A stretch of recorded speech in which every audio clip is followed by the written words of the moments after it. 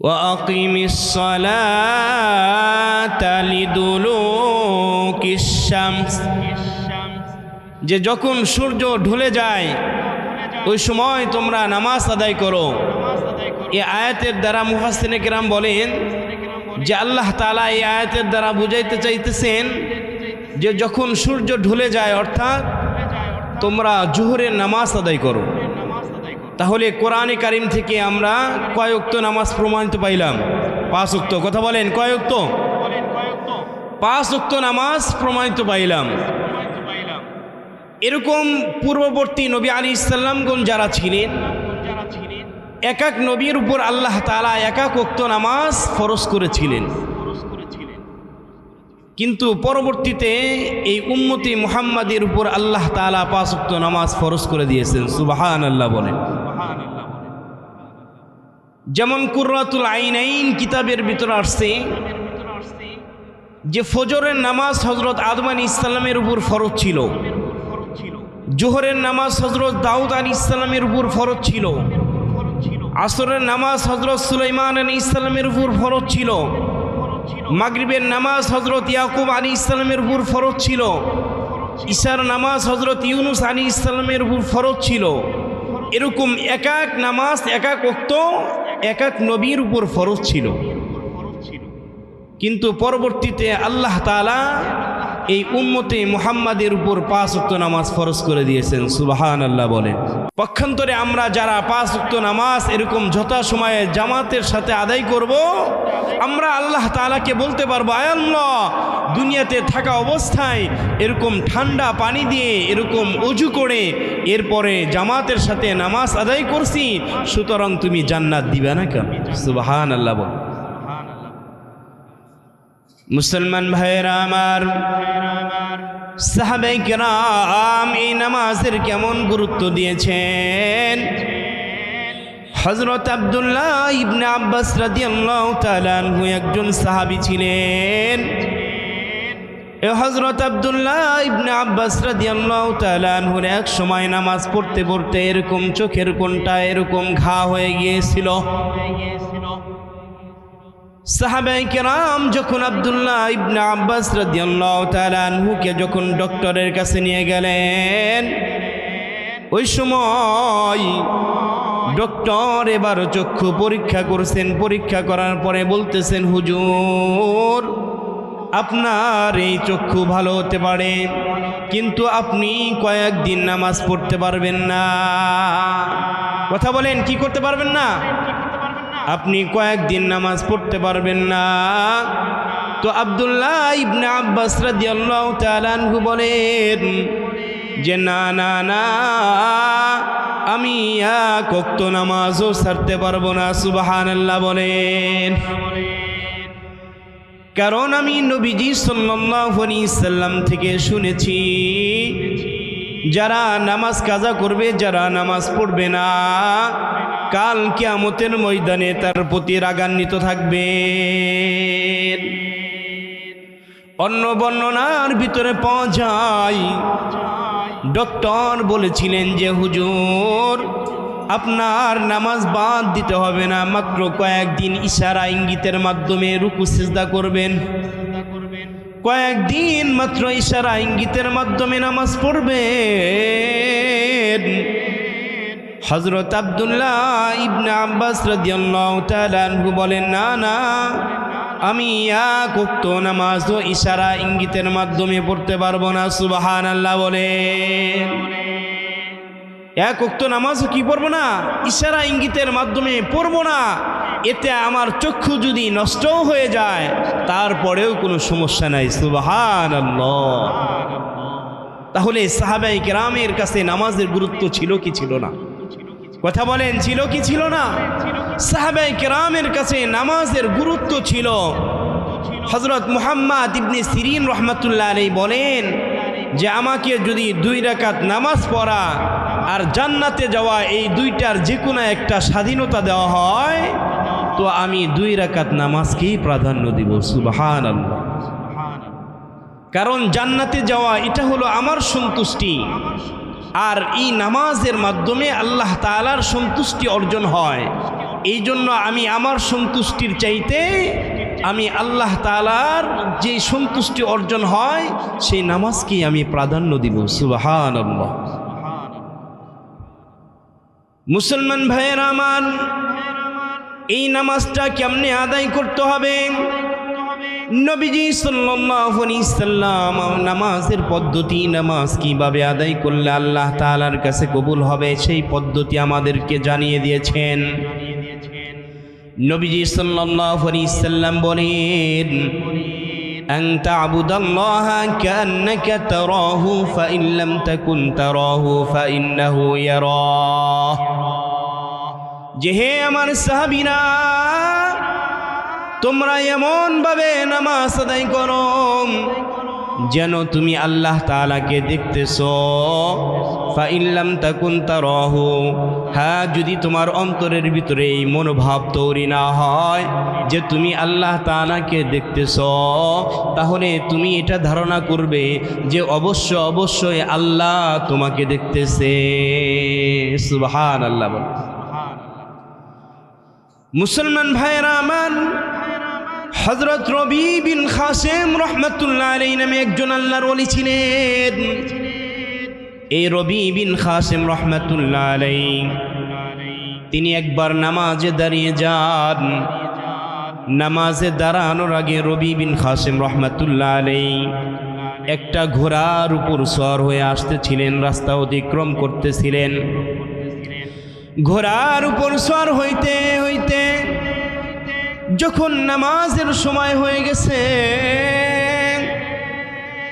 ওই সময় রবি বিন কাসেম রাহমাতুল্লাহ আলাইহি সাথে সাথে ওই ঘোড়ার রশিটা এরকম সামনে একটা গাছের সাথে বাঁধছে। বাঁধার পরে হযরত রবি বিন কাসেম রাহমাতুল্লাহ আলাইহি সাথে সাথে যাই নামাজে দাঁড়ায় নামাজে আরম্ভ করে দিয়েছেন। সুবহানাল্লাহ। হযরত রবি বিন কাসেম রাহমাতুল্লাহ আলাইহি যখন নামাজে দাঁড়িয়ে গেছেন, নামাজ পড়তেছেন, ইতিমধ্যে একটা চোর চলে আসছে। আসার পরে ওই যে রবি বিন কাসেম রাহমাতুল্লাহ আলাইহি তিনি যে রশি দ্বারা ঘোড়াটা বেঁধে নামাজে দাঁড়িয়েছেন, ওই চোর আসার পর ওই রশি খুলে ঘোড়াটা নিয়ে যাইতেছেন। হযরত রবি বিন কাসেম রাহমাতুল্লাহ আলাইহি তিনি দেখতেছিলেন যে ঘোড়া চোরে নিয়ে যাচ্ছে।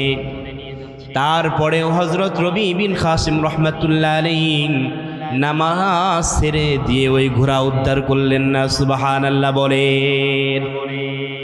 এবার হযরত রবি বিন কাসেম রাহমাতুল্লাহ আলাইহি তিনি যখন তার বন্ধু বান্ধবকে বললেন, ও আমার বন্ধু, আমি তো আজকে নামাজে দাঁড়িয়েছিলাম, নামাজে দাঁড়ানোর আগে ঘোড়াটা রশি দিয়ে এরকম বেঁধে রেখেছিলাম। আমি যখন নামাজে দাঁড়িয়েছি ওই সময় একটা চোর চলে আসছে।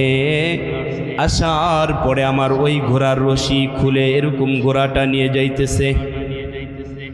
আমি দেখতেছিলাম, তারপরেও আমি ঘোড়া উদ্ধার করি নাই। ওই সময় বন্ধুরা বলেন, আরে আহমক, আরে বোকা, তোমার চাইতে বোকা মানুষ আর হতে পারে না। তুমি ওই চোরকে ধরলা না কেন? নামাজ ছেড়ে দিয়ে চোরকে কেন পাকড়াও করলা না? ওই সময় রবি বিন কাসেম রাহমাতুল্লাহ আলাইহি তিনি তার বন্ধুদেরকে বলেন, ও আমার বন্ধুরা, আমি এই জন্য ওই চোরকে পাকড়াও করি নাই, কারণ আমি নামাজের ভিতরে মশগুল ছিলাম, আমি আল্লাহর ইবাদত বন্দেগী করতেছিলাম। সুতরাং এরকম হাজারো ঘোড়ার চাইতে আমার কাছে ওই নামাজটাই প্রিয় ছিল। সুবহানাল্লাহ বলে। নামাজটাই কি ছিল? নামাজটাই প্রিয় ছিল, যার কারণে হযরত রবি বিন কাসেম রাহমাতুল্লাহ আলাইহি নামাজ বাদ দিয়ে ঘোড়া উদ্ধার করেন নাই। তাহলে সাহাবায়ে কেরামের কাছে নামাজের গুরুত্ব ছিল কি ছিল না? কথা বলেন, ছিল কি ছিল না? সাহাবায়ে কেরামের কাছে নামাজের অনেক গুরুত্ব ছিল, কারণ নামাজের মাধ্যমে কার সঙ্গে কথা বলা হয়? আল্লাহর সঙ্গে কথা বলেন। কার সঙ্গে? একজন বান্দা বান্দি যখন নামাজে দাঁড়ায় তো এই নামাজের মাধ্যমে সে আল্লাহ রব্বুল আলামিনের সঙ্গে কথা বলেন। হাদিসের ভিতরে আসছে নবীজি সাল্লাল্লাহু আলাইহি সাল্লাম বলেন, আসসালাতু মি'রাজুল মুমিন, যে নামাজ হলো মুমিনের মিরাজ। কথা বলেন, নামাজ কি? নামাজ হলো মুমিনের মিরাজ। কারণ মিরাজের রাত্রিতে নবীজি সাল্লাল্লাহু আলাইহি সাল্লাম যেমন আল্লাহ রব্বুল আলামিনের সঙ্গে কথা বলেছেন, ঠিক তেমনি মুমিন বান্দা বান্দিরাও 5 ওয়াক্ত নামাজে আল্লাহ তাআলার সঙ্গে কথা বলেন। সুবহানাল্লাহ বলে। হাদিসের ভিতরে আছে, বান্দা যখন নামাজে দাঁড়িয়ে যায়, নামাজে দাঁড়ানোর পর যখন আল্লাহু আকবার বলে, কথা বলেন কি বলে? যখন আল্লাহু আকবার বলেন, আল্লাহু আকবার বলার দ্বারা ওই বান্দা আর ওই আল্লাহর মাঝখানে যেই পর্দাটা থাকে আল্লাহ তাআলা ওই পর্দাটা উঠায় নেন। সুবহানাল্লাহ বলেন। এরপরে নামাজি বান্দা যখন নামাজ আরম্ভ করেন, নামাজ আরম্ভ করার পর নামাজি বান্দা যখন বলেন আলহামদু, সমস্ত প্রশংসা, তো আল্লাহ রব্বুল আলামিন ওই নামাজি বান্দাকে নামাজের ভিতরে জিজ্ঞেস করেন, হে বান্দা সমস্ত প্রশংসা কার? তো ওই নামাজি বান্দা নামাজের ভিতরে আল্লাহ রব্বুল আলামিনকে জবাব দেন।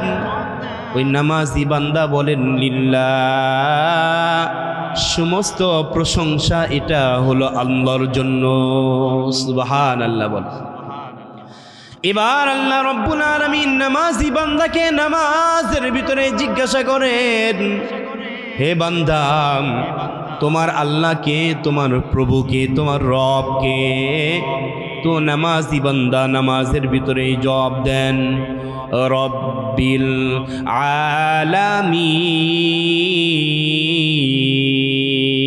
আলামিন। আল্লাহু আকবার বলেন। যিনি সমস্ত জগতের প্রতিপালক তিনি আমার রব, আর তার জন্যই সমস্ত প্রশংসা। তো আল্লাহ রব্বুল আলামিন আবার নামাজের ভিতরে বান্দাকে বলেন, হে বান্দা, সমস্ত জগতের রবকে? ওই সময় নামাজি বান্দা নামাজের ভিতরে বলেন আর রহমানির রহিম। এবার নামাজি বান্দা বলেন, যিনি পরম করুণাময় অতি দয়ালু, তিনিই হলেন সমস্ত জগতের রব। এবার আল্লাহ রব্বুল আলামিন নামাজি বান্দাকে নামাজের ভিতরে বলেন, হে আমার বান্দা, যিনি পরম করুণাময় অতি দয়ালু তিনি কে? ওই সময় নামাজি বান্দা নামাজের ভিতরে বলেন মালিকি ইয়াউমিদ্দিন, যিনি হলেন বিচার দিনের মালিক। কথা বলেন, যিনি কি? যিনি হলেন বিচার দিনের মালিক। তো আল্লাহ রব্বুল আলামিন ওই বান্দাকে বলেন, ইয়া আব্দি, হে আমার বান্দা, আনা মালিকি ইয়াউমিদ্দিন, আমি হলাম বিচার দিনের মালিক। সুবহানাল্লাহ বলেন। ওই সময় নামাজি বান্দা নামাজের ভিতরে বলেন ইয়াকা না'বুদু ওয়া ইয়াকা নাস্তাঈন। আল্লাহু আকবার বলেন। এবার নামাজি বান্দা বলেন ইয়াকা না'বুদু, আমি একমাত্র তোমারই ইবাদত বندگی করি, ওয়া ইয়াকা নাস্তাঈন, এবং তোমার কাছেই সাহায্য প্রার্থনা করি। এবার আল্লাহ রব্বুল আলামিন নামাজি বান্দাকে নামাজের ভিতরে বলেন, হে বান্দা, তুমি কি আমার শুধু ইবাদত বندگی করো? তুমি কি আমার কাছে আর কোনো কিছু চাও না? ওই সময় নামাজি বান্দা নামাজের ভিতরে বলেন ইহদিনাস সিরাতাল মুস্তাকিম। আল্লাহু আকবার বলেন। এবার নামাজি বান্দা নামাজের ভিতরে আল্লাহ রব্বুল আলামিনকে বলেন, আয় আল্লাহ, আমাদেরকে সরল সোজা পথ দেখান, আমাদেরকে সঠিক পথ দেখান। তো আল্লাহ রব্বুল আলামিন নামাজের ভিতরে বান্দাকে বলেন, হে বান্দা, সরল সোজা পথ কোনটা, যেই পথে তুমি চলতে চাও? তো নামাজি বান্দা বলেন সিরাতাল্লাযীনা আন'আমতা আলাইহিম, তাদের পথ যাদের প্রতি আপনি অনুগ্রহ করেছেন। সুবহানাল্লাহ বলেন।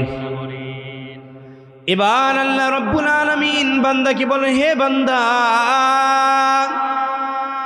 আমি তোমাকে তাদের অন্তর্ভুক্ত করলাম যাদের প্রতি আমি দয়া করেছি, যাদের প্রতি আমি অনুগ্রহ করেছি। অর্থাৎ আমি তোমাকে নবী, সিদ্দিক, শুহাদাদের অন্তর্ভুক্ত করলাম। সুবহানাল্লাহ বলেন।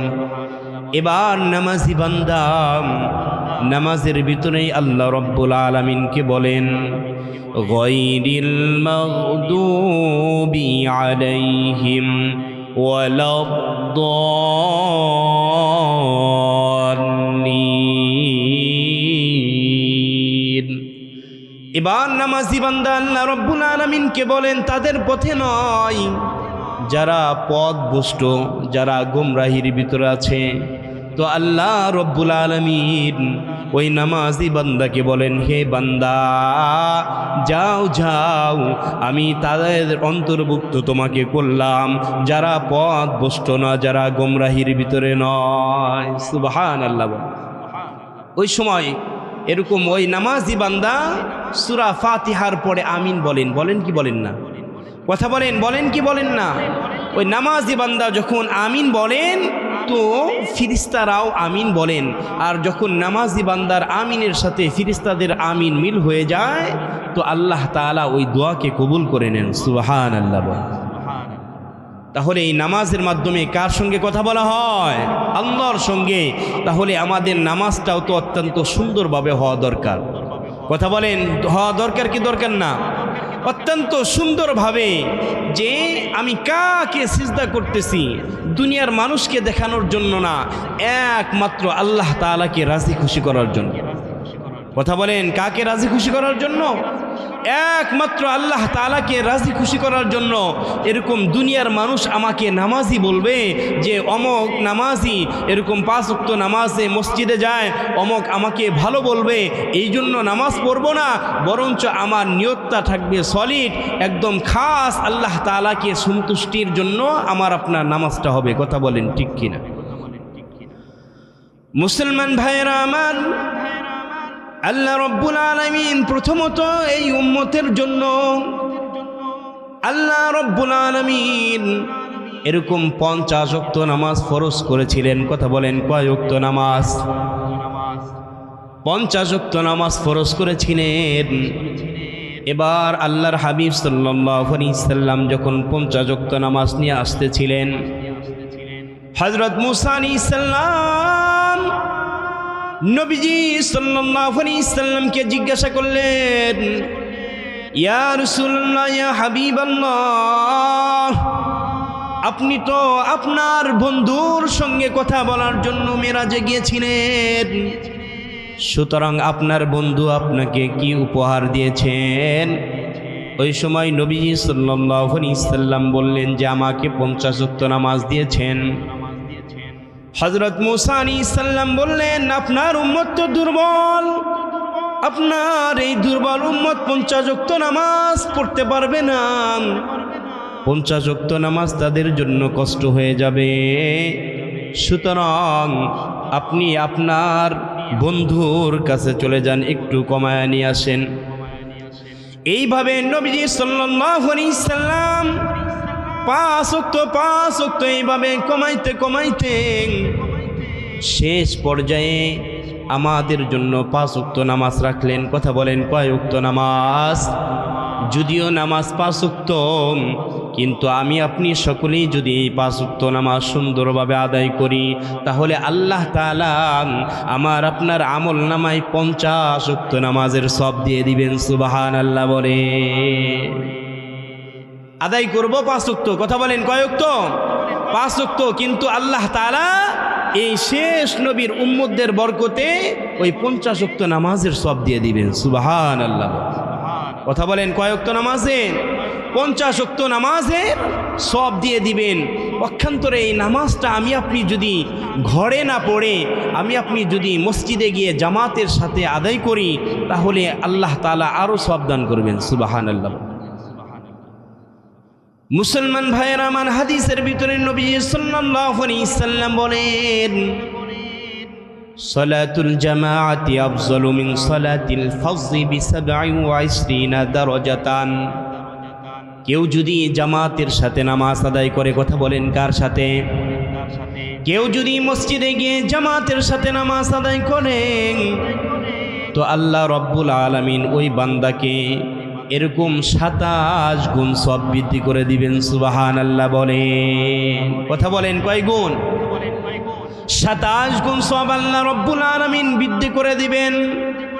শুধু তাই নয়, অপর এক হাদিসের ভিতরে আসছে নবীজি সাল্লাল্লাহু আলাইহি ওয়াসাল্লাম বলেন, মান সাল্লাল আইশা ফি জামাতিন ফাকান্নামা কামা নিসফাল লাইল। যেই ব্যক্তি ইশারের নামাজটা জামাতের সহিত আদায় করল, সে যেন অর্ধরাত্রি নামাজের ভিতরে কাটায় দিল। সুবহানাল্লাহ বলেন। আর জোরে সুবহানাল্লাহ বলেন।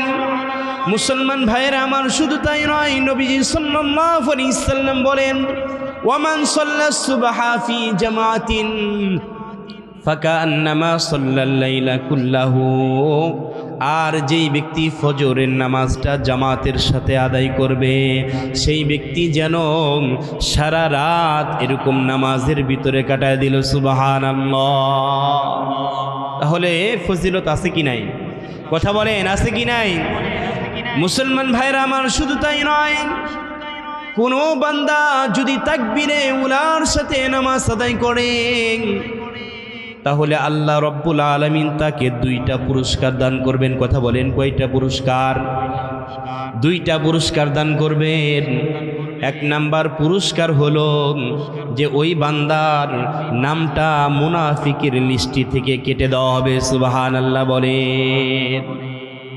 2 নাম্বার হলো সে জাহান্নামের আগুন থেকে সে মুক্তি পাইবে। এই জন্য আমাদের নামাজটাও এরকম জামাতের সাথে সাথে এরকম তাকবীরে উলার সাথে আদায় করার দরকার আছে কি নাই? কথা বলেন আছে কি নাই? হযরত আবু উমামা রাদিয়াল্লাহু তাআলা আনহু একজন সাহাবী ছিলেন। এই আবু উমামা রাদিয়াল্লাহু তাআলা আনহু একবার নবীজি সাল্লাল্লাহু আলাইহি ওয়াসাল্লামের কাছে আসলেন।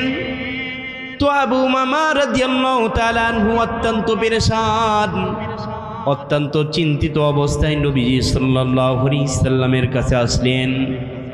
এবার নবীজি সাল্লাল্লাহু আলাইহি ওয়াসাল্লাম বললেন, হে আবু উমামা, তোমার কি হয়েছে যার কারণে এত পেরেশান, এত চিন্তিত মনে হচ্ছে? এবার আবু উমামা রাদিয়াল্লাহু তাআলা আনহু বলেন, ইয়া রাসূলুল্লাহ, ইয়া হাবিবাল্লাহ, আমার মালামাল বোঝাই কি তো 10টা উট হারিয়ে গেছে, যার কারণে আমি এত পেরেশান, যার কারণে আমি এত চিন্তিত। তো নবীজি সাল্লাল্লাহু আলাইহি ওয়াসাল্লাম হযরত আবু উমামা রাদিয়াল্লাহু তাআলা আনহুকে বলেন, হে আবু উমামা, আমি তো মনে করেছি যে তোমার তাকবীরে উলা ছুটে গেছে, যার কারণে তুমি এত পেরেশান। এবার নবীজি সাল্লাল্লাহু আলাইহি ওয়াসাল্লামের সাহাবী হযরত আবু উমামা রাদিয়াল্লাহু তাআলা আনহু বলেন, ইয়া রাসূলুল্লাহ, ইয়া হাবিবাল্লাহ, মালামাল বোঝাই কি তো 10টা উটের চাইতেও কি তাকবীরে উলার ফজিলত বেশি নাকি?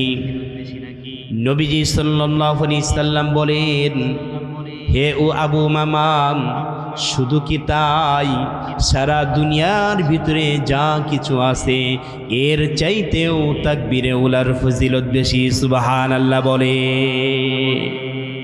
সারা দুনিয়ার ভিতরে যা কিছু আছে এর চাইতেও তাকবীরে উলার ফজিলত বেশি। তাহলে আমাদের নামাজটা তাকবীরে উলার সাথে আদায় করা দরকার আছে কি নাই? কথা বলেন, আছে কি নাই? মুসলমান ভাইয়েরা আমার, কিতাবের ভিতরে আছেন কিয়ামতের ময়দানে তিনটা দল হবে। তিনটা দলের ভিতরে এক দলের চেহারাটা এরকম সূর্যের মতো ঝলমল করবে। কথা বলেন, কিসের মতো? সূর্যের মতো ঝলমল করবে এক দলের চেহারা। আর এক দলের চেহারা এরকম জ্যোৎস্নার মতো জ্যোতিময় হবে। আর এক দলের চেহারা এরকম তারকার ন্যায় উজ্জ্বল হবে। কথা বলেন, কিসের ন্যায়? এবার এই তিনটা দলকে কিয়ামতের দিন ফেরেশতারা আলাদা আলাদাভাবে জিজ্ঞাসা করবেন। যাদের চেহারাটা এরকম সূর্যের মতো উজ্জ্বল হবে, ফেরেশতারা তাদেরকে জিজ্ঞাসা করবেন যে, হে আল্লাহর বান্দারা, তোমরা কারা? তোমাদের এত ফজিলত কেমনে হলো যে আজকে তোমাদের চেহারাটা সূর্যের মতো উজ্জ্বল হয়ে গেছে? তোমরা দুনিয়াতে থাকা অবস্থায় এমন কি আমল করেছো যেই আমলের কারণে আজকে তোমাদের চেহারাটা আল্লাহ তাআলা সূর্যের মতো উজ্জ্বল বানিয়ে দিয়েছেন? এবার আল্লাহ তাআলার ওই সমস্ত বান্দারা বলবেন যে, আমরা যখন দুনিয়াতে ছিলাম, দুনিয়াতে থাকা অবস্থায় যখন নামাজের সময় হইতো, মসজিদে এখন আজান হয় নাই, আজান হওয়ার আগেই আমরা ওযু করে মসজিদে গিয়ে তাকবীরে উলার সাথে নামাজ আদায় করেছি। আমরা মসজিদে গিয়ে তাকবীরে উলার সাথে জামাতের সাথে নামাজ আদায় করার কারণে আল্লাহ রব্বুল আলামিন আজকে আমাদের এই ফজিলত দান করেছেন যে আমাদের চেহারাটা আল্লাহ তাআলা আজকে আমাদের চেহারাগুলো এরকম সূর্যের মতো উজ্জ্বল করে দিয়েছেন। সুবহানাল্লাহ বলেন। এবার আল্লাহ তাআলার ফেরেশতারা ওই সমস্ত বান্দাদেরকে জিজ্ঞাসা করবেন যাদের চেহারাটা চাঁদের মতো জ্যোতিময় হবে। এবার আল্লাহ তাআলার ফেরেশতারা বলবেন, হে আল্লাহর বান্দারা, তোমরা দুনিয়াতে এমন কি আমল করেছো যার কারণে তোমাদের চেহারাটা আজকে চাঁদের মতো জ্যোতিময় হয়েছে? তোমরাই দুনিয়াতে থাকা অবস্থায় কি আমল করেছো? এবার আল্লাহর বান্দারা বলবেন, আমরা দুনিয়ার ভিতরে থাকা অবস্থায় নামাজের হিফাজত করতাম। কথা বলেন, কিসের হিফাজত করত? আল্লাহর বান্দারা বলবেন, দুনিয়াতে থাকা অবস্থায় আমরা নামাজের হিফাজত করতাম। ফেরেশতারা বলবেন, তোমরা কেমনে দুনিয়াতে থাকা অবস্থায় নামাজের হিফাজত করতাম? তখন আল্লাহর বান্দারা বলবেন, দুনিয়াতে আমরা যখন ছিলাম ওই সময় আমরা আজানের আগেই ওযু করে বসে থাকতাম। কথা বলেন, কি করে বসে থাকতাম? আমরা আজানের আগেই ওযু করে বসে থাকতাম। অতঃপর যখন মসজিদের মিনার থেকে, মসজিদ থেকে মুয়াজ্জিন সাহেব আজান বলতো, আজানের শব্দ শোনার সাথে সাথে মসজিদে গিয়ে এরকম জামাতের সাথে নামাজ আদায় করতাম, যার কারণে আল্লাহ তাআলা আমাদের চেহারাগুলো আজকে এরকম চাঁদের মতো জ্যোতিময় করে দিয়েছেন। সুবহানাল্লাহ। এরপরে ওই 3 নম্বর দল, যাদের চেহারাটা তারকার মতো ঝলমল করবে, তাদেরকে ফেরেশতারা আলাদাভাবে জিজ্ঞাসা করবে যে, তোমরা কারা? তোমরা দুনিয়াতে এমন কি আমল করেছ যার কারণে আজকে তোমাদের চেহারাটা তারকার ন্যায় ঝলমল করতেছে? ওই সময় আল্লাহর বান্দারা বলবেন যে, আমরা যখন দুনিয়াতে ছিলাম, দুনিয়াতে থাকা অবস্থায় যখন আমরা দুনিয়াবি বিভিন্ন কাজ করতাম, ইতিমধ্যেই যখন মসজিদ থেকে আজানের ধ্বনি, আজানের আওয়াজ শুনতে পাইতাম, সাথে সাথে দুনিয়াবি কাজ ফেলে দিয়ে ওযু করে মসজিদে গিয়ে জামাতের সাথে নামাজ আদায় করতাম। সাথে সাথে মসজিদে গিয়ে জামাতের সাথে নামাজ আদায় করার কারণে আল্লাহ রব্বুল আলামিন আজকে আমাদের চেহারাটা তারকার ন্যায় ঝলমল করে দিয়েছেন। সুবহানাল্লাহ বলেন। তাহলে ফজিলত আছে কি নাই? কথা বলেন, আছে কি নাই? কারণ হাদিসের ভিতরে আছে আউয়ালু মা ইউহাসাবু বিহিল আবদু ইয়াউমাল কিয়ামাতিস সালাহ। কিয়ামতের দিন সর্বপ্রথম বান্দার যে হিসাব হবে সেটা হবে নামাজের। কথা বলেন, কিসের হিসাব হবে? নামাজের হিসাব হবে। এই জন্য তাহলে আমাদের নামাজের দরকার আছে কি নাই? কথা বলেন, আছে কি নাই? কিতাবের ভিতরে আসছেন যে একজন বান্দাকে যখন কবরস্থ করা হবে, কবরস্থ করার পর তার আত্মীয় স্বজন এরকম বাড়িতে চলে যাওয়ার আগেই তার কবরের ভিতরে দুইজন ফেরেশতা আসবে। কথা বলেন, কয়জন ফেরেশতা আসবে? দুইজন ফেরেশতা আসবেন। একজন ফেরেশতা হলেন মুনকার, আর একজন ফেরেশতা হলেন নাকির। এই দুইজন ফেরেশতা যখন কবরে আসবে, সল জব করার জন্য আসবেন, ওই সময় নামাজ তার মাথার দিক থেকে বাধা দিবেন, এরকম রোজা বাম দিক থেকে বাধা দিবে, অন্যান্য নেক আমল পায়ের দিক থেকে বাধা দিবেন।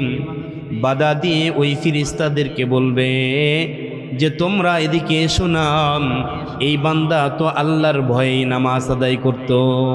সুবহানাল্লাহ বলে। এই বান্দা আল্লাহর ভয়ে নামাজ আদায় করত, সুতরাং তোমরা যদি প্রশ্ন করো তো দূর থেকে প্রশ্ন করো। সুবহানাল্লাহ বলে। মুসলমান ভাইরা আমার, শুধু তাই নয়, কিতাবের ভিতরে আছেন যে যতগুলা মৃত মানুষ আছে, সমস্ত মৃত মানুষ কবরের ভিতরে চিৎকার করে, কবরের ভিতরে এরকম আওয়াজ করে, কিন্তু দুনিয়ার মানুষ শুনতে পায় না। কথা বলেন, কি করতে পারে না? দুনিয়ার মানুষ শুনতে পায় না। নবীজি সাল্লাল্লাহু আলাইহি সাল্লাম বলেন যে মানুষ ব্যতীত যত প্রাণী আছে সকলেই বুঝতে পারে, সকলেই শুনতে পারে। কারণ মানুষ যদি ওই মৃত ব্যক্তির চিৎকার শোনে, মানুষ যদি ওই মৃত ব্যক্তির আওয়াজ শোনে, তাহলে মানুষ বেহুশ হয়ে যাবে। কথা বলেন, কি হয়ে যাবে? মানুষ বেহুশ হয়ে যাবে।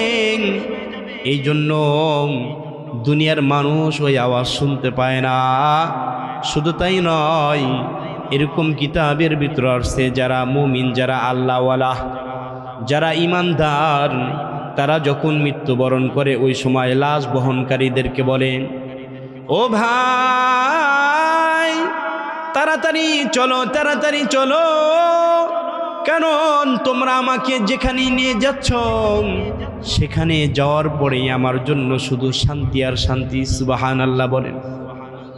পক্ষান্তরে যারা বৎকার, যারা গুনাহের কাজ করে মৃত্যুবরণ করবে, সে লাশ বহনকারীদেরকে বলে, ও ভাই আমাকে তাড়াতাড়ি নিয়ে যেও না, আমাকে কি করো না, আমাকে তাড়াতাড়ি নিয়ে যেও না, কারণ সেখানে গেলেই আমার জন্য শাস্তি অবধারিত, সেখানে গেলেই আমাকে শাস্তি ভোগ করতে হবে। সুতরাং আমাকে তাড়াহুড়া করিও না, আমাকে তাড়াতাড়ি করে নিয়ে যেও না, এরকম লাশ বহনকারীদেরকে বলতে থাকে। কথা বলেন, কি করতে থাকে? লাশ বহনকারীদেরকে বলতে থাকে। এই জন্য নামাজের অনেক ফজিলত আছে। কথা বলেন, আছে কি নাই? মুসলমান ভাইরা আমার, হযরত ইবনে হাজার রাহমাতুল্লাহ আলাইহি বলেন, মান হাফাযা আলাস সালাওয়াতি, মান হাফাযা আলাস সালাওয়াত, যেই ব্যক্তি নামাজের হিফাজত করবে। কথা বলেন, কিসের হিফাজত করবে? যেই ব্যক্তি নামাজের হিফাজত করবে, আল্লাহ রব্বুল আলামিন তাকে 5টা পুরস্কার দান করবেন। কথা বলেন, কয়টা পুরস্কার দান করবেন?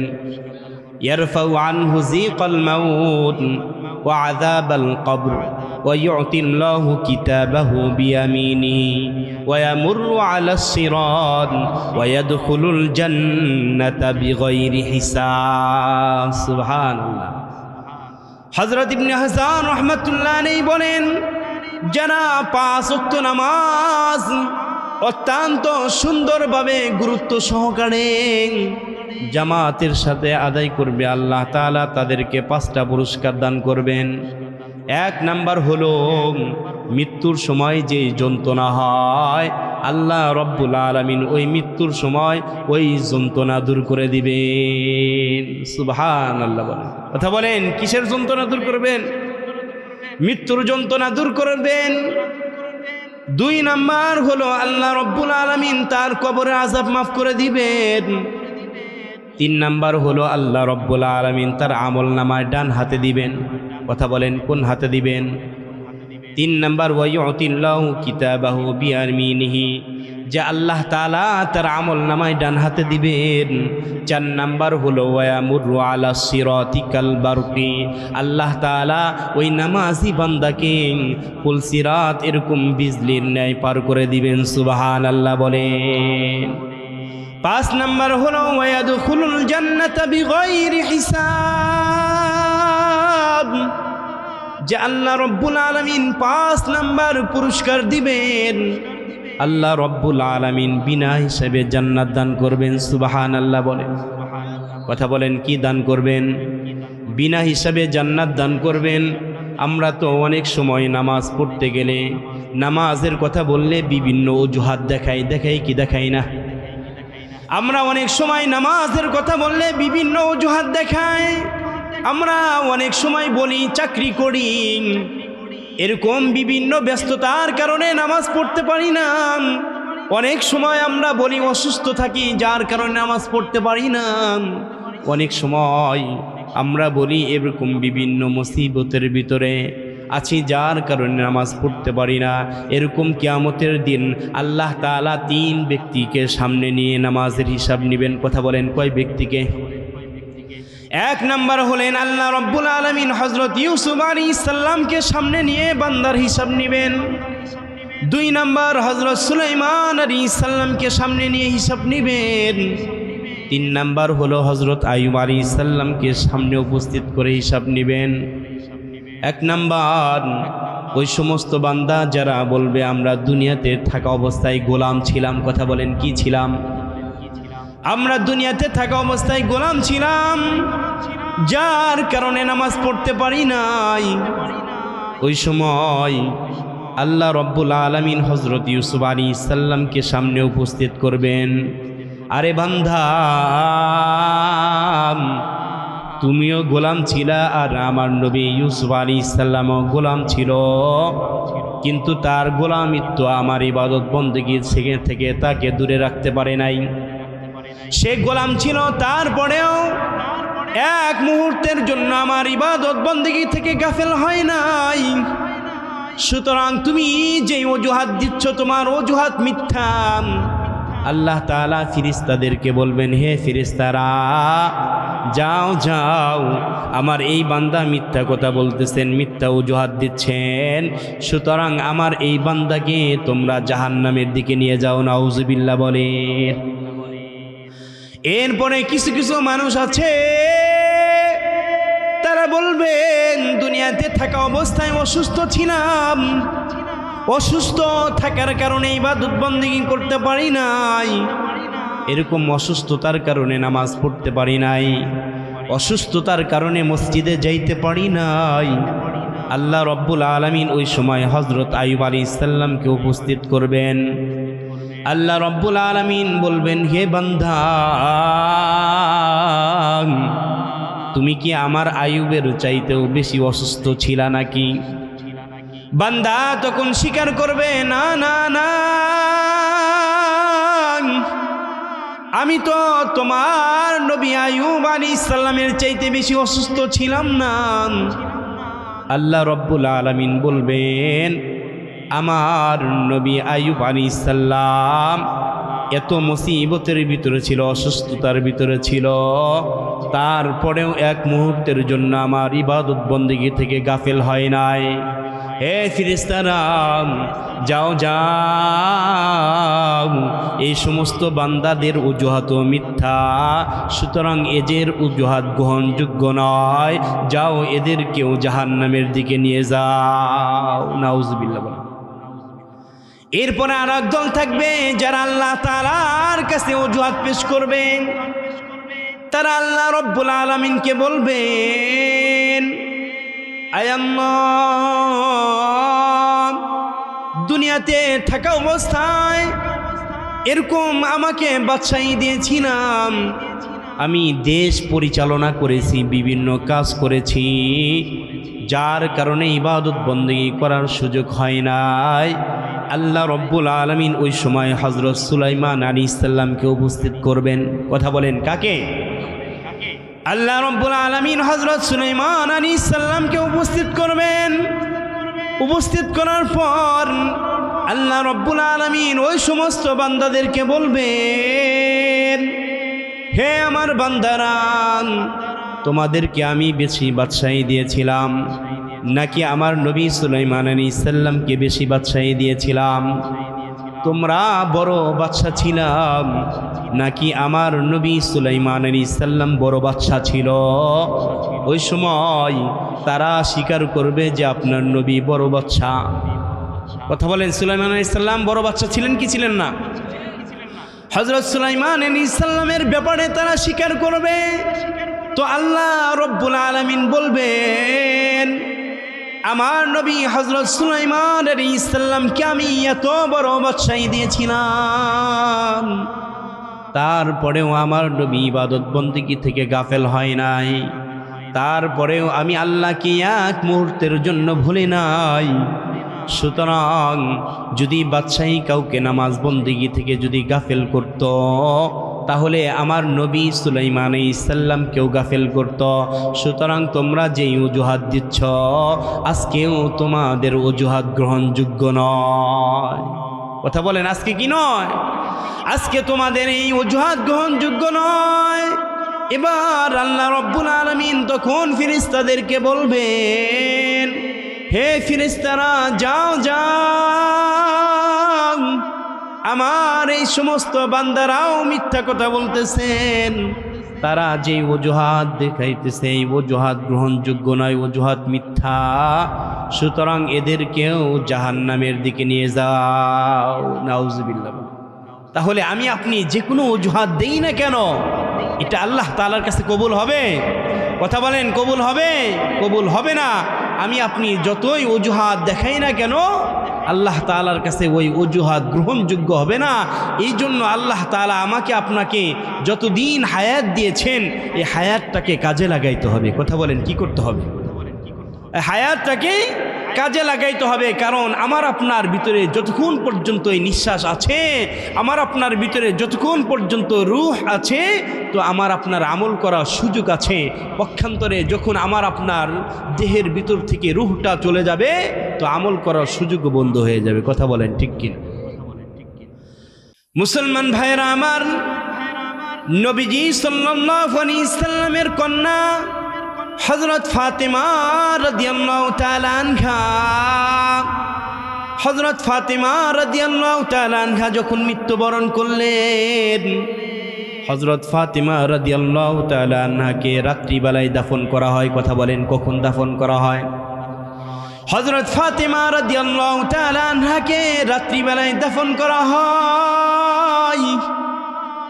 এবার যখন দাফন করা হবে, হযরত ফাতেমা রাদিয়াল্লাহু তাআলা আনহা মৃত্যুবরণ করার পর তাকে এরকম গোসল দেওয়া হয়েছে, কাফনের কাপড় পরানো হয়েছে। কাফনের কাপড় পরানোর পর তাকে যখন কবরস্থানে নিয়ে যাওয়া হলো, কথা বলেন কোথায় নিয়ে যাওয়া হলো? কবরস্থানে যখন নিয়ে যাওয়া হলো, ওই সময় হযরত আবু যর গিফারি রাদিয়াল্লাহু তাআলা আনহু তিনি এবার কবরকে সম্বোধন করে বলতেছেন, হে কবর, তুমি কি জানো, তুমি কি জানো আজকে তোমার মাঝে কাকে দাফন করা হবে? আজকে তো তোমার মাঝে হযরত আলী রাদিয়াল্লাহু তাআলা আনহুর স্ত্রীকে দাফন করা হবে। কথা বলেন, কাকে দাফন করা হবে? আজকে তো হযরত আলী রাদিয়াল্লাহু তাআলা আনহুর স্ত্রীকে দাফন করা হবে। শুধু তাই নয়, জান্নাতের যুবকদের সর্দার হযরত হাসান হুসাইনের মাকে দাফন করা হবে। শুধু তাই নয়, নবীজি সাল্লাল্লাহু আলাইহি সাল্লামের কলিজার টুকরা, শুধু তাই নয়, এরকম জান্নাতি নারীদের সর্দারিনী হযরত ফাতিমা রাদিয়াল্লাহু তাআলা আনহাকে তোমার মাঝে দাফন করা হবে। এবার আবু যর গিফারি রাদিয়াল্লাহু তাআলা আনহু যখন কবরকে সম্বোধন করে যখন এই কথা বললেন, তো আল্লাহ রব্বুল আলামিন কবরের জবান খুলে দিয়েছেন। সুবহানাল্লাহ বলেন। আল্লাহ রব্বুল আলামিন কবরকে জবান যখন খুলে দিলেন, এবার কবরের ভিতর থেকে আওয়াজ আসে যে আমি হযরত আলী রাদিয়াল্লাহু তাআলা আনহুর স্ত্রীকে চিনি না, আমি হাসান হুসাইনের মাকেও চিনি না, আমি নবীজি সাল্লাল্লাহু আলাইহি সাল্লামের কলিজার টুকরা ফাতিমাকেও চিনি না, আমি জান্নাতি নারীদের সর্দারিনী ফাতিমাকেও চিনি না, আমি কবর একমাত্র চিনি নেক আমল। কেউ যদি আমার কাছে নেক আমল নিয়ে আসতে পারে, কেউ যদি আমার কাছে ঈমান নিয়ে আসতে পারে, তো আমি কবর তার সাথে ভালো ব্যবহার করি। কথা বলেন, কি ব্যবহার করি? আমি কবর তার সাথে ভালো ব্যবহার করি। পক্ষান্তরে কেউ যদি দুনিয়া থেকে ঈমান নিয়ে না আসে, কেউ যদি দুনিয়া থেকে আমল করে না আসে, তাহলে আমি কবর তার সাথে খারাপ আচরণ করি। কথা বলেন, কি আচরণ করেন? খারাপ আচরণ করেন। এই জন্য কবরে যাওয়ার আগে আমার আপনার নেক আমল করার দরকার আছে কি নাই? কথা বলেন, আছে কি নাই? আরো জোরে বলেন, আছে কি নাই? আমাদের প্রত্যেকের নেক আমল করার দরকার আছে। কারণ কখন যে আমার আপনার ডাক পড়ে যায়, কখন যেন আমি আপনি দুনিয়া থেকে চলে যাই। মুসলমান ভাইরা আমার, এই দুনিয়াতে আমরা যারা আসছি, এই দুনিয়া কিন্তু আমার আপনার চিরস্থায়ী জায়গা নয়। এই দুনিয়াটা হলো ক্ষণস্থায়ী জায়গা। আমরা যারা দুনিয়াতে আসি একদিন দুনিয়া থেকে চলে যাব। কথা বলেন, যাব কি যাব না? আমরা যারা দুনিয়াতে আসি দুনিয়া থেকে একদিন চলে যাব। ঠিক তেমনি ভাবে যারা দুনিয়াতে একদিন ছিল, আমাদের পিতামাতা ছিল, দাদা দাদি ছিল, নানা নানি ছিল, আত্মীয় স্বজন ছিল, তারা কিন্তু দুনিয়ার বুকে এখন নাই। কথা বলেন, তারা চলে গেছে কি গেছেন? এই জন্যই কিতাবের ভিতরে আসছে যে দুনিয়াতে যতদিন তুমি থাকবা, এই দুনিয়ার সময়টাকে তুমি কাজে লাগাও, দুনিয়ার হায়াতটাকে তুমি কাজে লাগাও। কারণ এই দুনিয়া থেকে ইচ্ছাই হোক অনিচ্ছাই হোক, আমাকে আপনাকে এই দুনিয়ার মায়া একদিন ছাড়তেই হবে। কথা বলেন, ঠিক কিনা? যারা চলে গেছে তারা কখনো আর ফিরে আসবে না। আর আমরা যারা দুনিয়াতে আছি আমরাও একদিন দুনিয়া থেকে চলে যাব। কথা বলেন, যাব কি যাব না? মুসলমান ভাইরা, আমরা দুনিয়া থেকে আমরা কোথায় যাব? কবরে যাব। কথা বলেন, কোথায় যাব? কবরে যাব। যেই কবরের ভিতরে আমার আপনার আপন বলতে কেউ নাই। আপন একমাত্র আমার আপনার ঈমান আর নেক আমল। কথা বলেন, একমাত্র আপন কি? একমাত্র আমার আপনার আপন হলো নেক আমল। আমি আপনি যদি নেক আমল দুনিয়াতে থাকা অবস্থায় করতে পারি, তাহলে কবরের ভিতরে আমি আপনি শান্তিতে বসবাস করতে পারবো। পক্ষান্তরে আমি আপনি যদি নেক আমল না করি, তো কবরটা আমার আপনার জন্য কঠিন হবে। হবে কি হবে না? মুসলমান ভাইরা আমার, দুনিয়াটা এটা হলো আখিরাতের পুঁজি সংগ্রহের জায়গা। এই দুনিয়ার জিন্দেগি ক্ষণস্থায়ী জিন্দেগি, আর আখিরাতের জিন্দেগি হলো আসল জিন্দেগি। যেমন আমাদের দেশ থেকে বিভিন্ন মানুষ বিভিন্ন দেশে যায় কি যায় না? কেউ সৌদি আরব যায়, কেউ জাপান যায়, কেউ কুয়েত যায়, কেউ বিভিন্ন দেশে যায়। ওই দেশটা কিন্তু তার স্থায়ী দেশ না, নাকি স্থায়ী দেশ? ওই দেশটা আপন দেশ নয়, বরঞ্চ একটা নির্দিষ্ট সময়ের জন্য যায়। সুতরাং কেউ যদি নিজের দেশ ত্যাগ করে বিদেশে চলে যায়, বিদেশে যাওয়ার পরে সেখানে গিয়ে যদি কাজ না করে, ঠিক মতো যদি ডিউটি না করে, সেখানে সুস্বাদু খাবার খেয়ে খেয়ে সময়টা যদি নষ্ট করে ফেলে, তাহলে ওই আল্লাহর বান্দা যখন বিদেশ থেকে দেশে ফিরে আসবে তার কিন্তু দুঃখের সীমা থাকবে না। কথা বলেন ঠিক কিনা? কারণ বিদেশ যাওয়ার পরে সে কাজ করে নাই, বিদেশি রকমারি মজাদার খাবার খেয়েছে আর সময়টা নষ্ট করেছেন, যার কারণে সে যখন বিদেশ থেকে দুনিয়াতে আসবে, দুনিয়াতে বলতে সে যখন দেশের বাড়িতে আসবে, এই দেশের বাড়িতে আসার পর তার ওই সময় দুঃখের সীমা থাকবে না। কারণ সে দেশের বাড়িতে টাকা পাঠায় নাই, ব্যাংকের মাধ্যমে টাকা পাঠায় নাই। কথা বলেন ঠিক কিনা? কিন্তু ওই আল্লাহর বান্দা বিদেশ যাওয়ার পর, বিদেশে থাকা অবস্থায় যদি কষ্ট করে চাকরি করে টাকা পয়সা ইনকাম করে দেশের বাড়িতে পাঠায়, তাহলে ওই আল্লাহর বান্দা যখন দেশে আসবে তো ওই সময় সুখ শান্তিতে বসবাস করতে পারবে। কথা বলেন ঠিক কিনা? মুসলমান ভাইরা আমার, দুনিয়ার নিয়ম হলো এক দেশ থেকে অন্য দেশে যেতে চাইলে পাসপোর্টের প্রয়োজন হয়। কথা বলেন কিসের প্রয়োজন হয়? পাসপোর্টের প্রয়োজন হয়, এরকম ভিসার প্রয়োজন হয়। ঠিক তেমনইভাবে আমরাও যখন দুনিয়া থেকে পরজগতে চলে যাব, আমরাও যখন কবরে চলে যাব, ওই সময় আমাদের ঈমান নামক পাসপোর্ট আর নেক আমলের ভিসা লাগবে। কথা বলেন কিসের ভিসা লাগবে?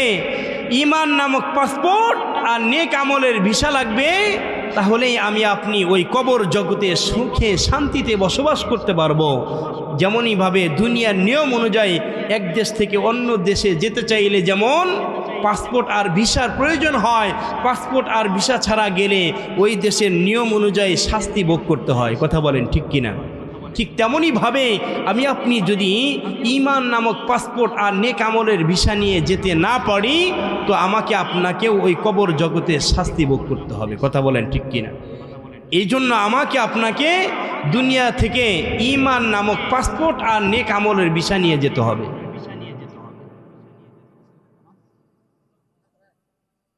আল্লাহ তাআলা আমাদের সকলকেই যতদিন হায়াত দিয়ে থাকুন না কেন ঈমান নামক পাসপোর্ট আর নেক আমলের ভিসা নিয়ে কবরে যাওয়ার তৌফিক দান করেন। সকলে আমিন বলেন।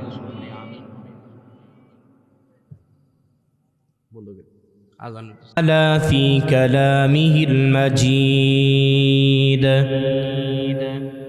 আউযু বিল্লাহি মিনাশ শাইতানির রাজীম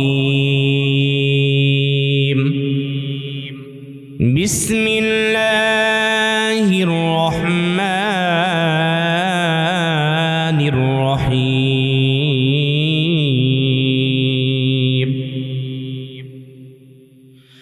ইয়া আইয়ুহাল্লাযীনা আমানু তুবু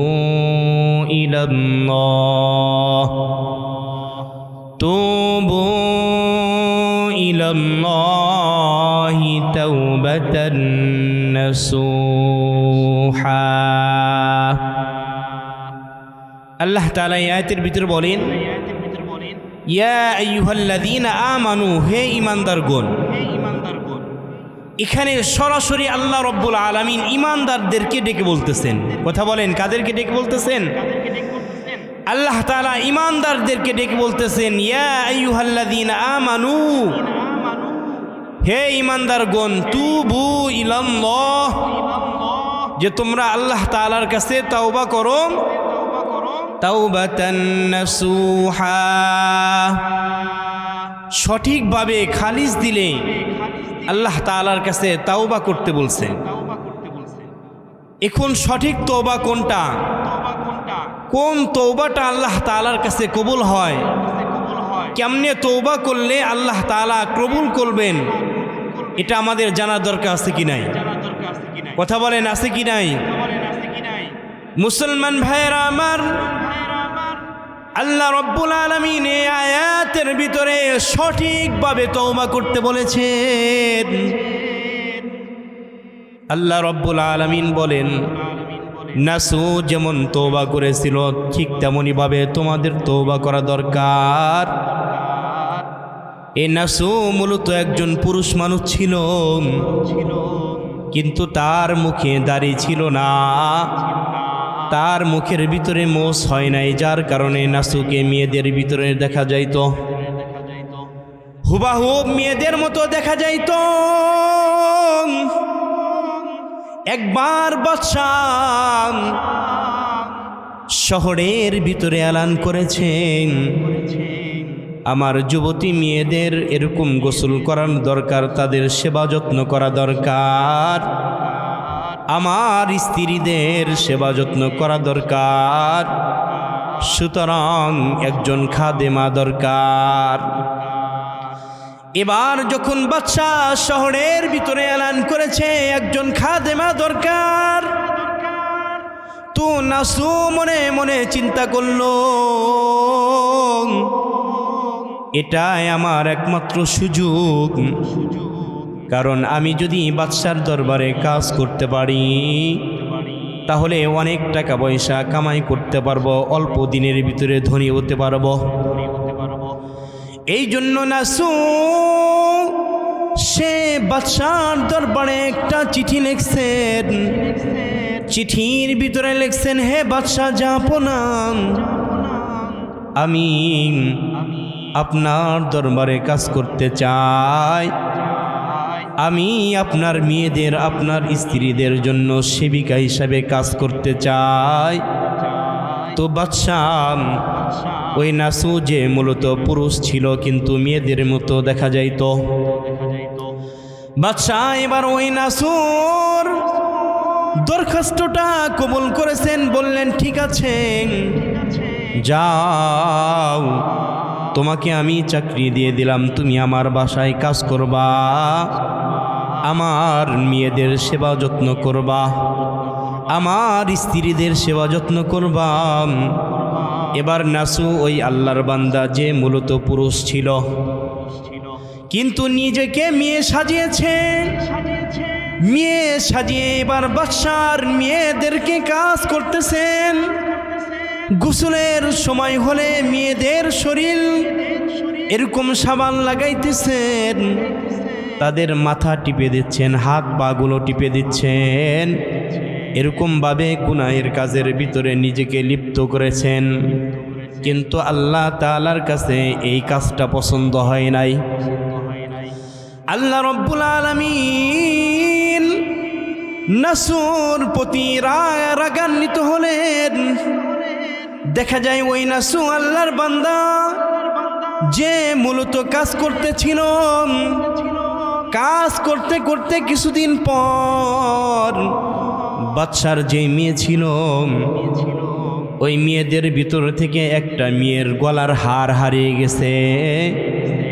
যখন গলার হার হারিয়ে গেছে ওই সময় বাদশাহ সমস্ত সেবিকাদেরকে বলতেছেন যে আমার মেয়ের গলার হার হারিয়ে গেছে, তোমরা কেউ নিয়েছো কিনা, তোমরা কেউ চুরি করে নিয়েছো কিনা। বাদশাহ যখন রাজ দরবারের ভিতরে এলান করেছেন যে আমার মেয়ের হার হারিয়ে গেছে, তোমরা কেউ নিয়েছো কিনা। মুসলমান ভাইরা আমার, এবার বাদশাহ যখন তার প্রজাদের ভিতরে এলান করে দিয়েছে যে আমার মেয়ের গলার ভিতরে সুন্দর একটা হার ছিল, ওই হারটা হারিয়ে গিয়েছে, সুতরাং তোমাদের ভিতরে কেউ ওই হারটা নিয়েছো কিনা। বাদশাহ যখন বলেন তো কেউ রাজি হয় না, কেউ রাজি হয় না। বাদশাহ বলেন তোমরা যদি রাজি না হও, আমার রাজ দরবারের যে সমস্ত সেবিকারা আছো, যারা পুরুষ আছো তাদেরকেও সার্চ করা হবে, যারা মহিলা আছো তাদেরকেও সার্চ করা হবে। এবার বাদশার দরবারে যারা পুরুষ ছিল তাদেরকে একটা লাইন করেছে, আর যারা মহিলা ছিল তাদেরকেও একটা লাইনে দাঁড় করিয়েছেন। দাঁড় করানোর পর এক একজন করে এরকম মাথা থেকে পা পর্যন্ত সার্চ করা আরম্ভ করে দিয়েছে। কিতাবের ভিতরে আসছে একজন করে সার্চ করা যখন আরম্ভ করে দিয়েছে, আর মাত্র একজন আল্লাহর বান্দি ছিল, যার পরেই ছিল এই নাসুকে সার্চ করার পালা। এবার নাসু মনে মনে আল্লাহ তাআলার কাছে তওবা করলেন, আয় আল্লাহ, আমি গুনাহ করেছি, আমাকে তুমি গুনাহ করার সুযোগ দিয়েছিলাম। আয় আল্লাহ, বাদশাহ যদি এখন জানতে পারে, বাদশাহ যদি আমার মাথা থেকে পা পর্যন্ত এখন সার্চ করে, তো আমি তো ধরা পড়ে যাব যে আমি পুরুষ মানুষ। আর আমি যদি বাদশার কাছে ধরা পড়ে যাই, বাদশাহ তো আমাকে সাথে সাথে ফাঁসির কাস্টে ঝুলিয়ে হত্যা করবে। আয় আল্লাহ, আমি তোমার কাছে খালিসভাবে তওবা করতেছি, তুমি আমাকে আজকে এই বাদশার হাত থেকে আমাকে উদ্ধার করো। একমাত্র তুমি পারবা আমাকে এই বিপদ থেকে উদ্ধার করার জন্য। সুতরাং হে মালিক, তুমি আমাকে এই মহা বিপদ থেকে উদ্ধার করো।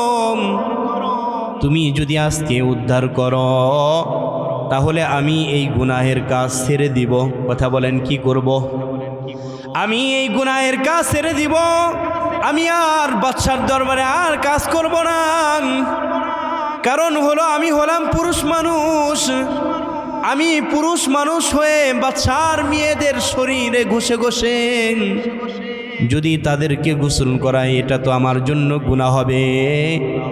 সুতরাং হে রব,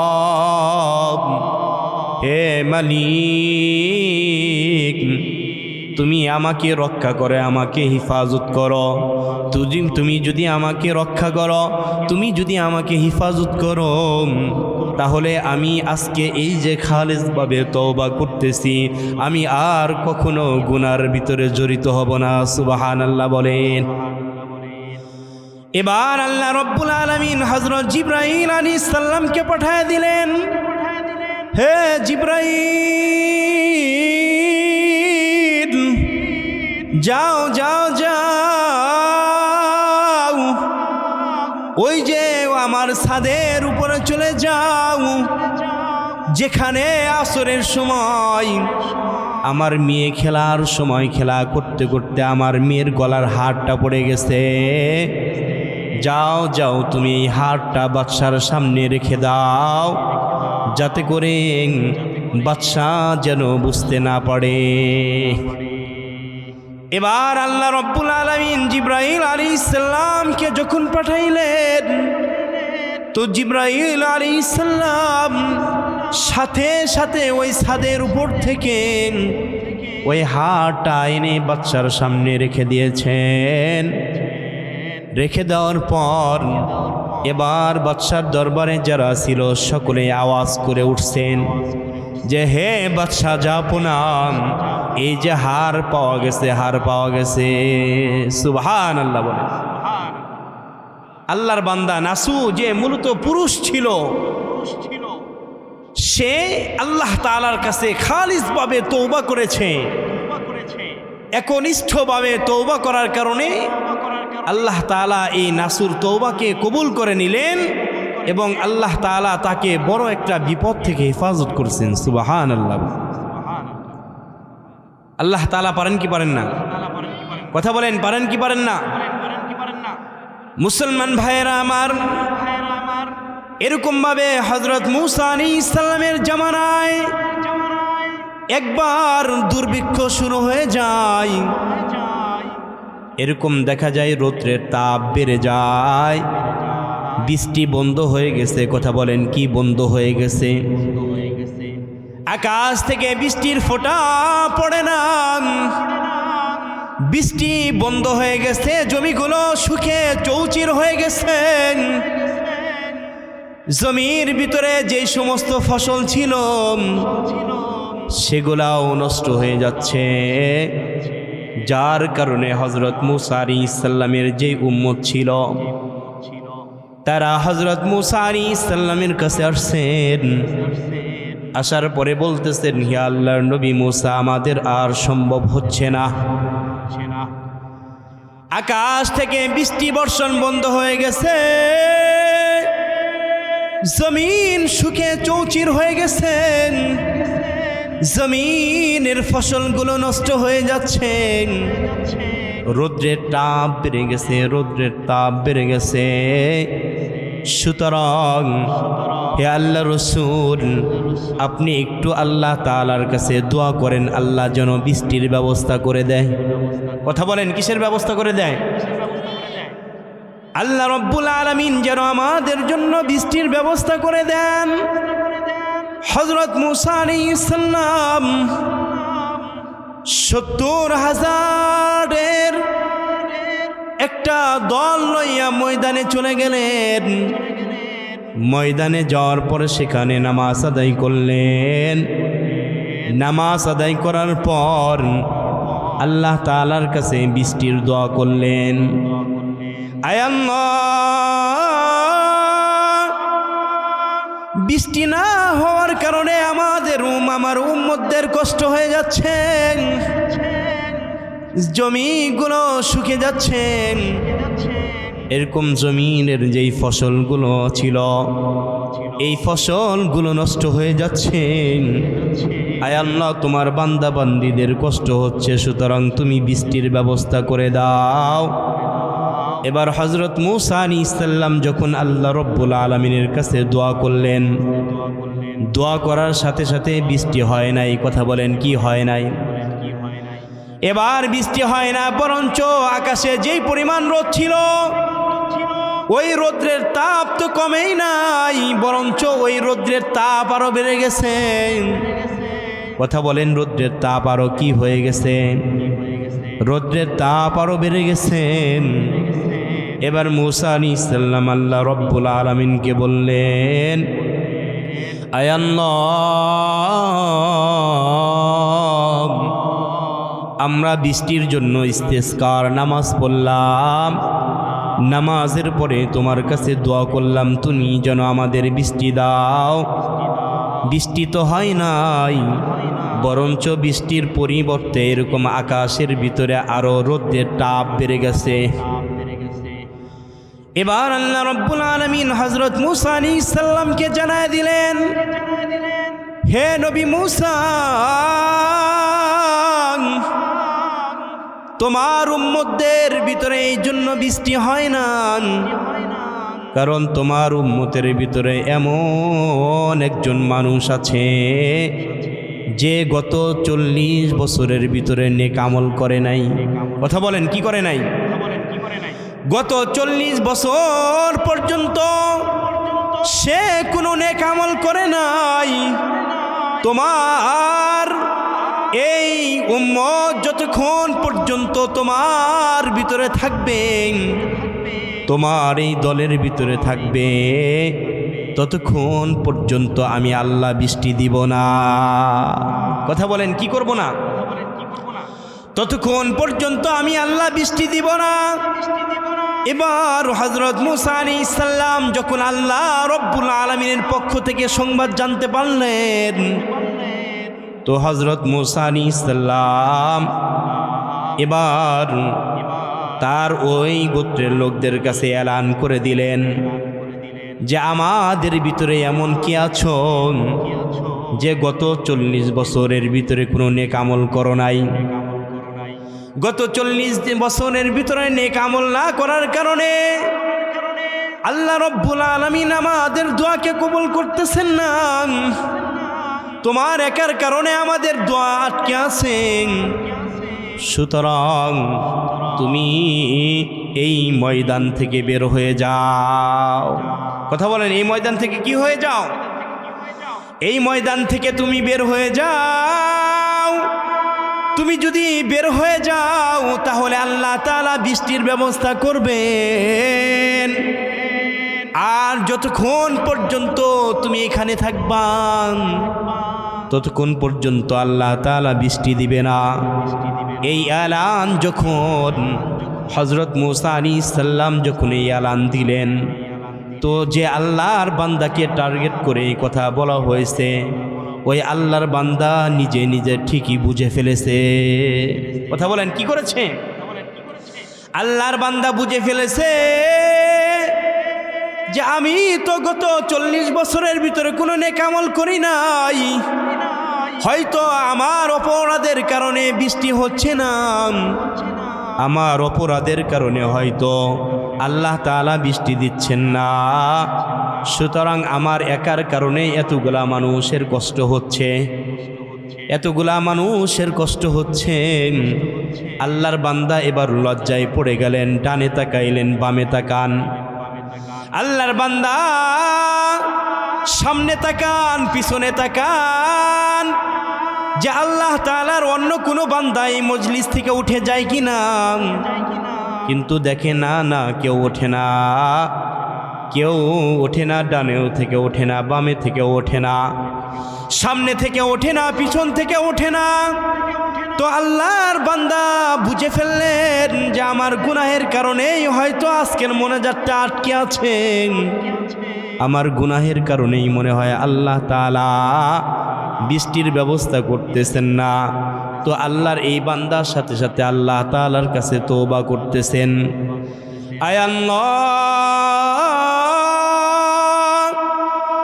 তুমি আমাকে 40 বছর যাবৎ গুনাহ করার সুযোগ দিয়েছি না, 40 বছর আমি তোমার নাফরমানি করেছি, আজকে তোমার কাছে তওবা করতেছি, আমি আর কখনো গুনাহ করব না, আমি আর কখনো তোমার নাফরমানি করব না। আল্লাহর বান্দা যখন আল্লাহ তাআলার কাছে খাস দিলে তওবা করেছেন, তো সাথে সাথে আল্লাহ তাআলা ওই বান্দার তওবাকে কবুল করে নিয়েছেন। সুবহানাল্লাহ বলেন। এবার আল্লাহ রব্বুল আলামিনের কাছে তওবা করার কারণে আল্লাহ রব্বুল আলামিন মুহূর্তের ভিতরে আসমানের যে আবহাওয়া ছিল, আসমানের আবহাওয়া পাল্টিয়ে দিলেন। সুবহানাল্লাহ বলেন। মুহূর্তের ভিতরে আকাশের ভিতরে মেঘ জমে গেল। কিছুক্ষণ পর আল্লাহ তাআলা আকাশ থেকে মুষলধারে বৃষ্টি বর্ষণ করলেন। সুবহানাল্লাহ বলে। এবার হযরত মুসা আলাইহিস সালাম আল্লাহ রব্বুল আলামিনকে বললেন, আয় আল্লাহ, তোমার নীলা খেলা বুঝা বড় দায়।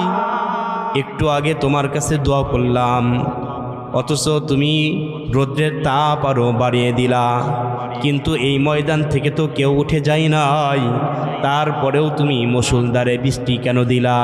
ওই সময় আল্লাহ রব্বুল আলামিন বলেন যে, হে মুসা, আমার যেই বান্দার জন্য আমি তোমার মোনাজাতকে আটকে রেখেছিলাম, এখন ওই বান্দা আমার কাছে খালিস দিলে তওবা করার কারণে, আমার কাছে তওবা করার কারণে আমি আল্লাহ তাআলা ওই বান্দার তওবাকে কবুল করেছি।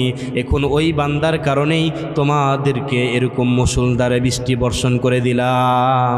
সুবহানাল্লাহ। এটা একমাত্র কি করার কারণে? আল্লাহ তাআলার কাছে খালিস দিলে তওবা করার কারণে। এই জন্য আমাদের তো গুনাহ হয়, গুনাহ হওয়াটাই স্বাভাবিক, কিন্তু গুনাহ করে গুনার উপর অটল থাকা যাবে না। কথা বলেন, ঠিক কি না? গুনাহ যখন হয়ে যায় তো সাথে সাথে আল্লাহ তাআলার কাছে তওবা করা দরকার। কথা বলেন, কার কাছে তওবা করা দরকার? আল্লাহ তাআলা আমাদের সকলকেই খালিসভাবে তওবা করার তৌফিক দান করেন। সকলে আমিন বলেন।